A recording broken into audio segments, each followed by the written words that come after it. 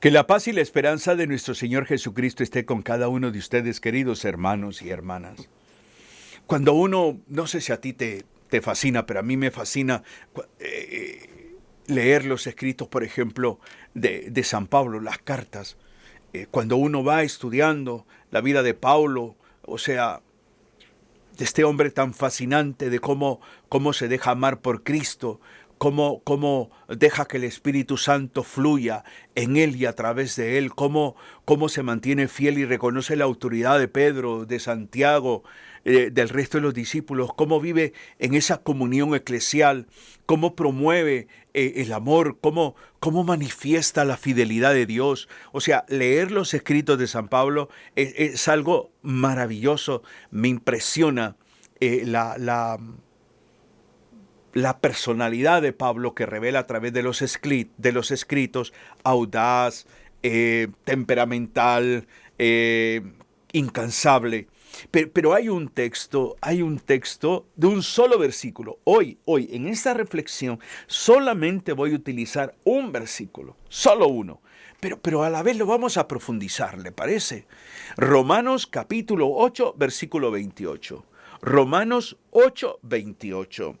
San Pablo escribe y dice: sabemos que Dios dispone todas las cosas para el bien de los que le aman, de los llamados según su designio. Solo ese versículo, no pase al 29, no, después lo pasa, pero quedémonos ahí. Hay otra versión bíblica que dice: por lo demás sabemos que en todas las cosas interviene Dios, para bien de los que le aman, de aquellos que han sido llamados según su designio. Fíjate bien que este texto es una promesa. Y quizás Pablo ha vivido esa experiencia de la fidelidad de Dios, de cómo Dios ha guardado su vida. Podemos leer Hechos de los Apóstoles a partir del capítulo 9 en adelante y podemos ir viendo cómo Pablo va siendo testigo de esa fidelidad de Dios, de cómo Dios interviene, de cómo el Espíritu Santo le va llevando por experiencias diferentes, le va poniendo personas diferentes, va generando equipo de evangelizadores impresionante. Pero hay algo muy hermoso. Tenemos que aprender a vivir en Cristo y para Cristo. Porque en la medida que aprendemos a vivir en Cristo, para Cristo, vamos a entender este versículo. En la medida que nos adentramos a vivir en una relación más profunda, donde alimentamos nuestra fe conscientemente, donde vemos la oración como una experiencia y no como un simple acto, donde nos adentramos a una conciencia de que la Eucaristía es el culmen de nuestra fe y nos interesamos por aprender cómo celebrarla, cómo vivir cada momento litúrgico que comprende la Eucaristía. Entonces, toda esa experiencia de fe te va llevando a un nivel de conciencia mucho mayor, donde ya no vives una fe a nivel superficial, sino que vas a la profundidad. Porque este texto es profundo. Este texto, en primer lugar, me quiero detener en una palabra. Sabemos. Sabemos. Sabemos que Dios, sabemos. Y aquí me pregunto yo, ¿qué he aprendido de la vida? ¿Qué he aprendido en mi caminar en la fe? ¿Qué he aprendido para contestar esa o profundizar en ese sabemos? Detente un poco en esa palabra, sabemos. Pero ¿qué sabes tú? ¿Qué sabes tú de Cristo? ¿Qué sabes tú de la iglesia? ¿Qué sabes tú de tus hermanos? ¿Qué sabes tú de tu comunidad? ¿Qué sabes tú de tu propia vida? ¿Qué sabes tú de cómo vives tu fe? ¿Cómo vives tu fe? ¿Qué sabes tú de la fe que se te ha dado? De la fe que se te ha compartido y que te toca a ti acrecentarla. ¿Qué sabes? ¿Qué sabes? ¿Qué sabes tú de lo que el Señor te quiere enseñar a través de ese problema, a través de esa enfermedad, a través de ese dolor, de ese momento de angustia, de tristeza? ¿Qué sabes? ¿Qué has aprendido? ¿Qué estás aprendiendo hoy? ¿Qué tan dispuesto estás a aprender o qué has aprendido el día de hoy? ¿Qué sabes del Señor? Y cuando digo qué sabes del Señor en esa pregunta, no es a nivel teórico, no es a nivel mental, a nivel intelectual o académico. No, a nivel de experiencia. A nivel de experiencia. ¿De qué te va a servir a ti estudiar por ejemplo, una maestría de espiritualidad si no has aprendido a estar a los pies del Señor? Todo va a quedar en conocimiento, todo va a quedar a nivel intelectual. ¿De qué te va a servir a ti estudiar teología, que es la ciencia que estudia a Dios, si en tu corazón no está Jesucristo? ¿De qué te va a servir? ¿Qué sabes del Señor? ¿Cómo ha sido tu experiencia últimamente con Dios? ¿Cómo ha sido? ¿Cómo han sido esos momentos de oración? Esos momentos de contemplación, esos momentos de reflexión, esos momentos de interiorización. Eso es lo primero. Luego la siguiente frase que me llama poderosamente la atención. En todas las cosas interviene Dios. Pareciera que no. Pareciera que humanamente Dios no interviene. Pareciera que humanamente Dios en muchas cosas guarda silencio o es indiferente. ¿Dónde estás, Señor? ¿Dónde estás? ¿Dónde? Mira, no sucede como Marta, la hermana de Lázaro. Señor, si tú hubieras estado aquí, mi hermano no hubiera muerto. Si tú hubieras estado aquí. Pero en todas las cosas, dice Pablo, en todas las cosas interviene Dios. En todas las cosas. Pero ¿qué tan consciente estoy yo? ¿Qué tanta sensibilidad tengo yo de este aspecto? Que el Señor está interviniendo en mi vida, que esto que me está pasando, que no lo logro entender, que no me causa alegría, que no me promueve paz, pero es una intervención de Dios, es una enseñanza de Dios. En esto que estoy feliz, gozoso, alegre, ¿cómo está Dios actuando a través de ello? Entonces, en todas estas cosas interviene Dios, porque Él es el alfa y el omega, es el principio y el fin. Debemos de aprender a confiar siempre en Él, en su presencia, que Dios permite muchas cosas para educarnos, para fortalecernos, para desarrollar carácter de hijos e hijas de Dios. En todas las cosas interviene Dios. ¿En qué crees tú que no ha intervenido Dios en tu vida? Mira la pregunta que te estoy haciendo. ¿En qué consideras que Dios no ha intervenido en tu vida? ¿En qué? ¿En qué? Ay, Señor, mira, te llevaste a mi hijo, ¿cómo fue? Mejor me hubieras llevado a mí. No entiendes la intervención de Dios. Te estás centrando en tu dolor, tu tristeza, tu decepción. Es razonable, pero desde la fe, dale vuelta, cámbiale al asunto. ¿Qué me quieres enseñar a través de esto? Esto que estoy viviendo, que no logro comprender, que no logro entender. Esto que me causa dolor, esto que hasta me ha venido a intranquilizar, me ha venido, y mucha gente yo escucho en sesiones de consejería decir, es que esto me ha robado la paz, esto me ha robado la paz. Y yo le digo, oye, ¿qué tan débil eres? ¿Qué tan débil somos? Que esto nos roba la paz. Esa cosa te ha robado la paz. Y si te roba la paz, te roba la esperanza.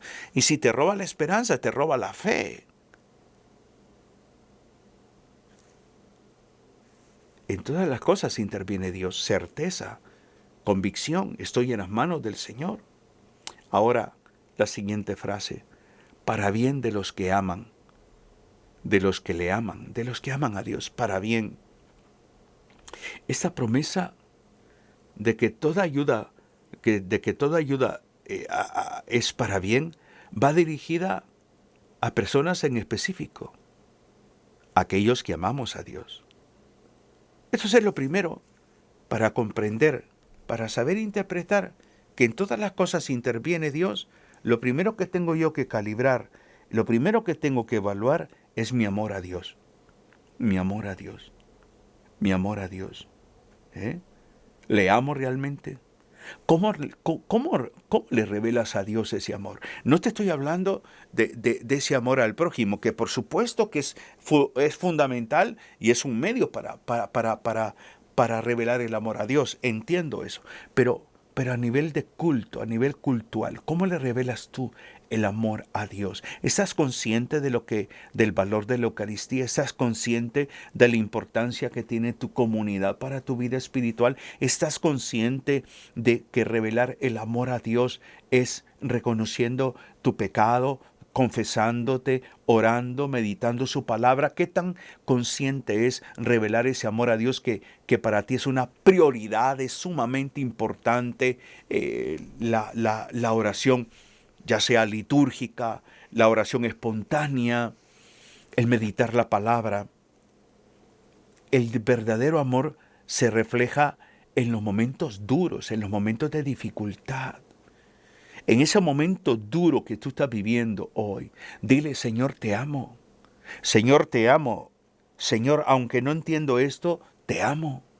Señor, enséñame a amarte más a través de esta enfermedad. Señor, enséñame a amarte más a través de este dolor, de este sufrimiento, de este sacrificio, de esta experiencia. Señor, enséñame a amarte más a través de este conflicto, de esto que me genera tristeza, de esto que me promueve angustia. Señor, enséñame a amarte más a través de esto que estoy pasando. Debemos de ser conscientes que los planes de Dios son insondeables. Tiene propósitos que brotan del corazón de Él, no por lo bueno que somos nosotros o por lo malo, no. Es un propósito divino. Dios conoce bien tu corazón y el mío. Dios conoce bien tu sed y mi sed, y Dios busca saciar eso. Pero es importante aprender a amar a Dios, aprender a revelar el amor a Dios, aprender a entender que Dios está presente en tu vida como en la mía. Dios no es un robot, no es un automóvil, no es una batería que actúa cuando yo quiera, como yo quiero, donde yo quiera. No, Dios no es una marioneta. Tenemos que aprender a amar a Dios en esa dimensión de Dios. Es Dios. Jesús es mi Señor. Y por eso, otra frase del versículo 28 de Romanos 8. Aquellos que han sido llamados según su designio. ¿Llamados a qué? ¿Te has interesado tú por descubrir a qué te llama el Señor? Yo sé que te llama a conversión, entiendo eso, pero aparte de eso, ¿a qué te llama? ¿A qué te llama? ¿A ser papá? ¿A ser mamá? Sí, eso es humanamente, pero ¿a qué te está llamando Dios espiritualmente? Tú y yo tenemos un llamado divino. Yo estoy compartiendo contigo parte del llamado que el Señor hizo un momento en mi vida hace aproximadamente unos 34 años. Y lo estoy llevando a cabo. Y me siento feliz y honrado por estar en este medio compartiendo la palabra de Él contigo en este momento. ¿A qué te llama el Señor a ti? En su obra, para edificar su reino. Dios nos ha escogido porque Él es nuestro Padre. Nos ha llamado. Tiene propósitos grandes para tu vida, pero necesitas comprender esta frase: a quienes han sido llamados según su designio. ¿Tú te sientes llamado por Dios? ¿Te sientes llamado? Su propósito siempre, el propósito de Dios siempre va a ser bueno, va a ser agradable. El Señor lo que busca como Padre es que nosotros podamos crecer, podamos desarrollarnos, busca nuestro bienestar espiritual, nuestro bienestar humano también. Pero para ello necesitamos nosotros entender que contamos con su presencia, que contamos con su apoyo, porque si el Señor te ha llamado, no te ha llamado por un par de meses, no te ha llamado por un par de días, no. Sí, el llamado de Dios es eterno, el llamado de Dios es siempre. Por lo tanto, ahí es la clave. La clave está en el sentido de cómo yo vivo ese llamado, cómo yo estoy consciente de que el Señor puso su mirada en mi vida, puso su mirada, me habla al corazón, me va mostrando su gracia. ¿Para qué? Para santificarme, para liberarme, para renovarme, para instruirme, para capacitarme.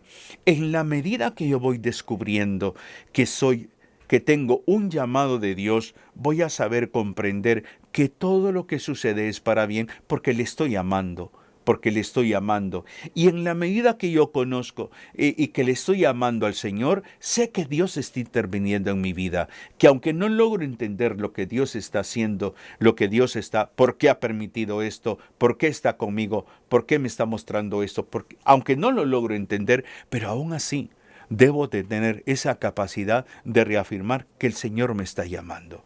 Por eso vuelvo a leer el texto. Romanos 8:28.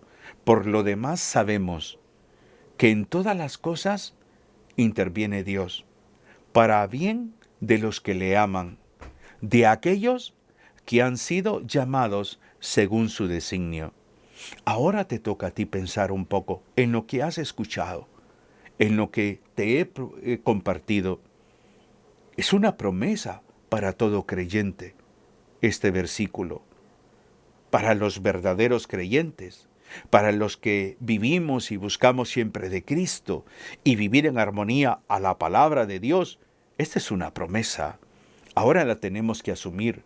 La tenemos que asumir para saber interpretar que esta promesa no es para todo mundo, que esta promesa es para los que hemos aprendido a amar a Dios, para los que hemos colocado a Jesucristo en primer lugar. De ahí lo demás es secundario, pero Jesucristo es el primer lugar, es el Kyrios, el Señor de mi vida. A Él me he rendido, a Él me someto, a Él le obedezco. Lo demás queda en segundo plano. Y en la medida que voy meditando sobre lo que sé del Señor, lo que voy aprendiendo, lo que el Señor se va revelando, y cuando digo lo que sé del Señor no me refiero al aspecto intelectual, a la experiencia en mi caminar de fe, que es el mejor aprendizaje, y voy asimilando que en todas estas cosas ahí está presente el Señor, que muchas veces va a guardar silencio, que en otras ocasiones me va a hablar a través de una persona, de una reflexión como esta, algún signo de vida, pero está interviniendo Dios. En la salud, en la enfermedad, en la vida, en la muerte, en la abundancia, en la escasez, siempre Dios está interviniendo en nuestra vida, siempre. Y en la medida que yo voy reafirmando esta intervención de Dios, voy aprendiendo a amarle. Voy aprendiendo a confiar en Él, voy aprendiendo a creerle a Él, voy aprendiendo a despojarme de mis seguridades porque le estoy amando. Porque pase lo que pase, venga lo que se venga, no voy a dudar de mi amor hacia Él, porque sé que Él me ama.